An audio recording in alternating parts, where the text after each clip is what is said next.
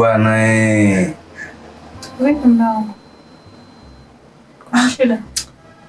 Ujue wanawake wa sasa hivi hata akili ya wana. Yaani mke wangu huwezi kuamini, mwanamke unamuomba namba leo. Hii leo ndo unamtongoza leo. Basi leo tena mtu hata haya akakosa hata aibu anakutumia tena message na kuomba tena hela ya